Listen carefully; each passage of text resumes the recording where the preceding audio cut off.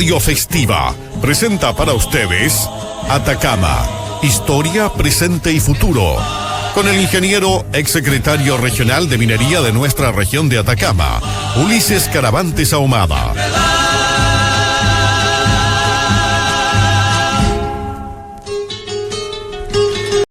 Muy buenas tardes, queridos amigos, queridas amigas, fieles auditores de Radio Festiva y de este programa Atacama, historia, presente y futuro. Radio Festiva que transmite desde Copiapó, ciudad donde nace la historia de Chile. Como es habitual, antes de comenzar con el tema preparado para hoy, les solicito a quienes van a ver y escuchar en plataforma YouTube este programa que se suscriban al canal y que compartan el video para que muchos más puedan acceder a este espacio de conversación, información y análisis. Hoy, 29 de abril, penúltimo día del mes, del cuarto mes del año, se acaba abril, tenemos una semana partida por la mitad, el día jueves va a ser feriado. Hoy es el penúltimo día de abril 2025. 29 de abril de 1859 tuvo lugar la batalla de Cerro Grande y Quebrada de Peñuelas al sur de La Serena, en el marco de lo que se conoce como la Revolución Constituyente, que fue una revolución planificada a nivel Santiago, en todo el país, y que finalmente fueron solo los atacameños que la llevaron a cabo a partir del 5 de enero de 1859. Las tropas lideradas por el rico industrial minero copiapino Pedro León Gallo Goyenechea habían iniciado su marcha hacia el sur el 14 de febrero de 1859 en 3 divisiones, para terminar el 14 de marzo de ese año 1859 enfrentándose en la quebrada de Los Loros al noreste de la ciudad de La Serena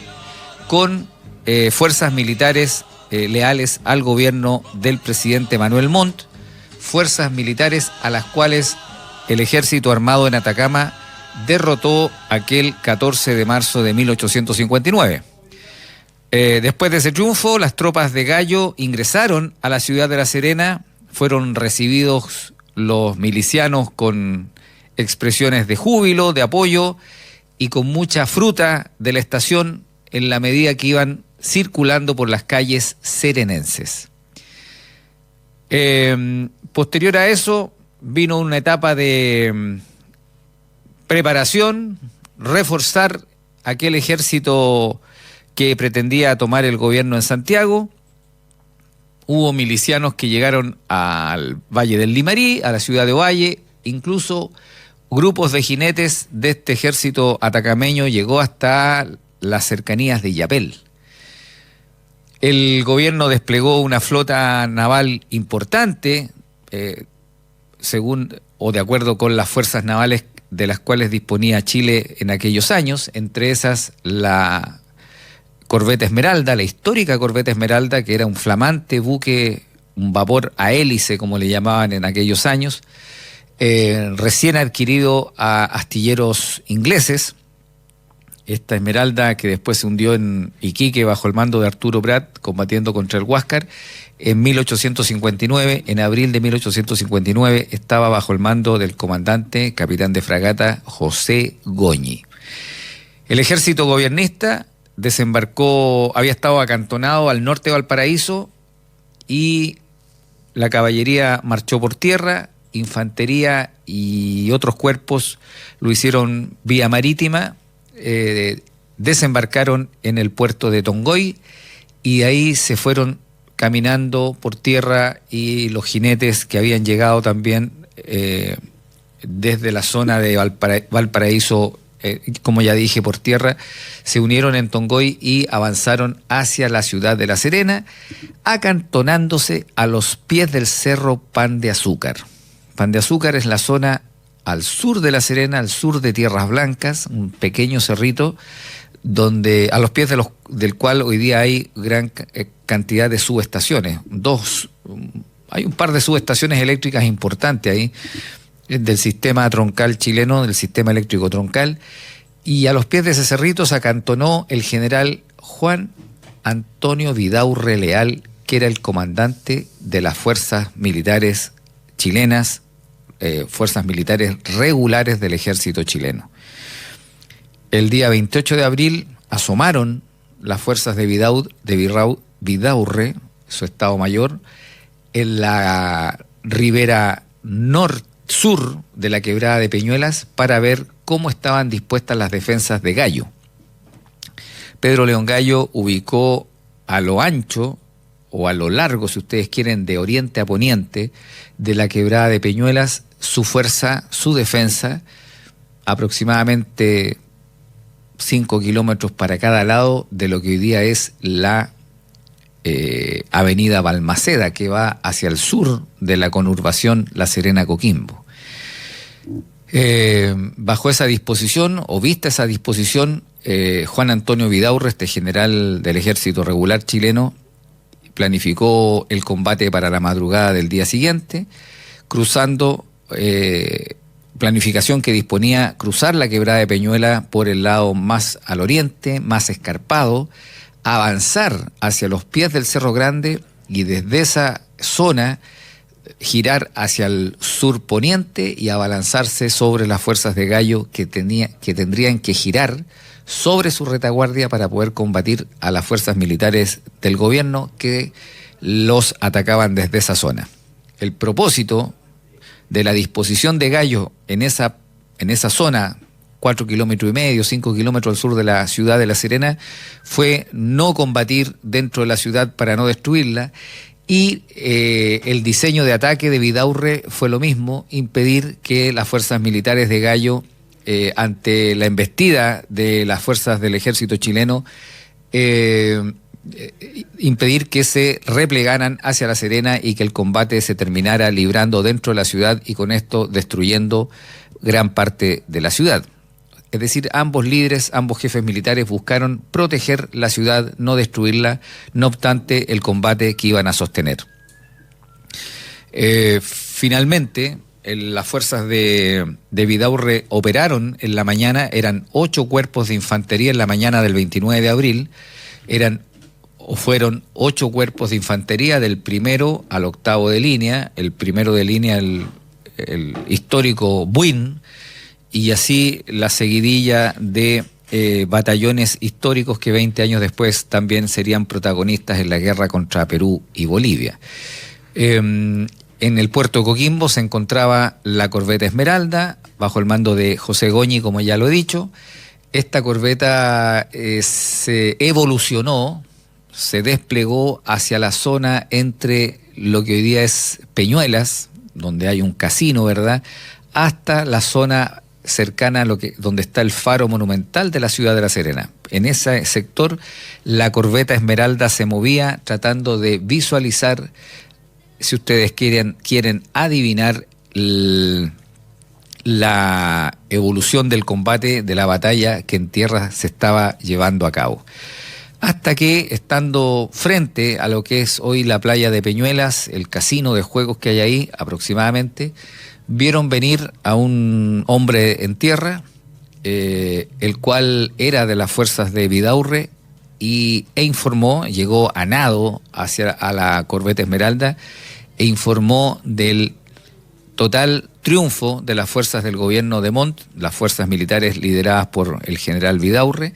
y la derrota total de las milicias no menores, aproximadamente 1.700 hombres, que lideraba el industrial minero copiapino Pedro León Gallo Goyenechea. Desde la corbeta Esmeralda se vio a jinetes derrotados por las vegas, que hoy día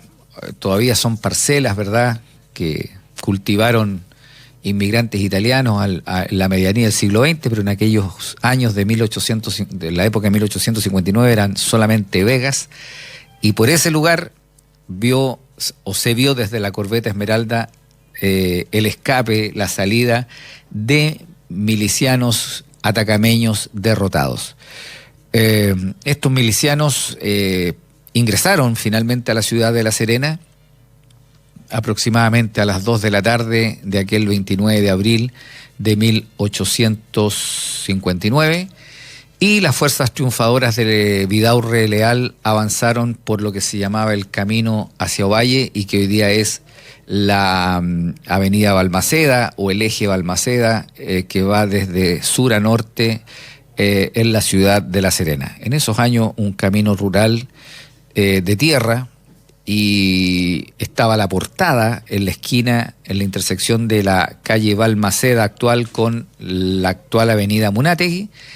y llegaron las fuerzas de Vidaurre hasta La Portada, que era una puerta que se cerraba por el sur a la ciudad de La Serena, y el primer cuerpo militar que ahí se instaló fue el 1º de línea, y así sucesivamente se fueron formando los cuerpos militares de Vidaurre desde el norte, desde La Portada, por lo que hoy es la avenida Balmaceda, hacia el sur, los 8 cuerpos de infantería, después las fuerzas de caballería, artillería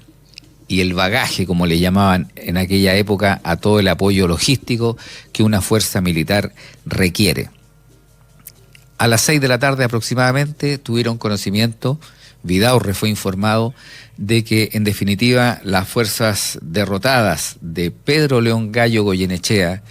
que hasta esa hora habían estado refugiados dentro de la ciudad de La Serena, habían decidido abandonarla, y lo que fue la alta oficialidad de ese ejército formado en Copiapó tomó la decisión de salir hacia el Valle de Elqui y a través del Valle de Elqui cruzar la cordillera y llegar a la República Argentina, en un exilio que iniciaba Pedro León Gallo por algunos años, primero en Argentina y después en otros países. El resto de la tropa inició el derrotado regreso por donde mismo habían avanzado en febrero de ese año 1859 hacia La Serena. Por ese mismo camino iniciaron un penoso y derrotado regreso hacia la región, en ese tiempo provincia de Atacama, volviendo a los minerales, a los valles de Atacama, después de esta aventura política y bélica, siguiendo a estos líderes industriales mineros de mucha fortuna y que habían tenido pretensiones políticas en aquel entonces. La revolución constituyente finalmente termina recién el 8 de mayo de 1859, cuando son derrotados dentro de Copiapó los últimos focos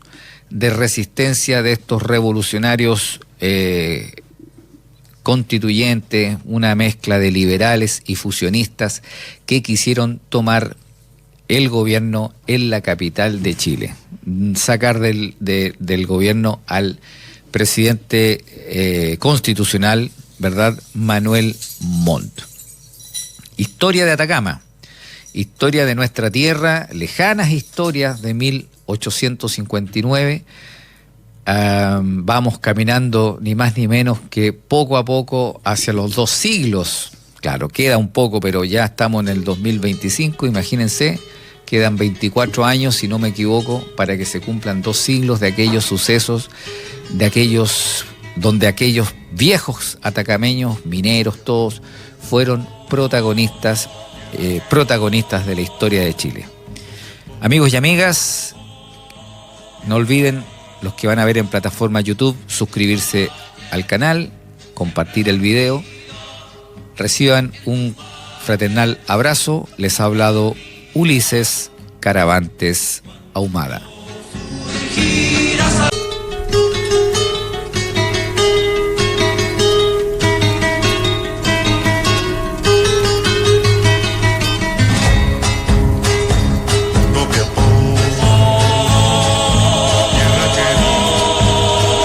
Radio Festiva ha presentado Atacama, Historia, Presente y Futuro, con el ingeniero, exsecretario regional de Minería de nuestra región de Atacama, Ulises Caravantes Ahumada.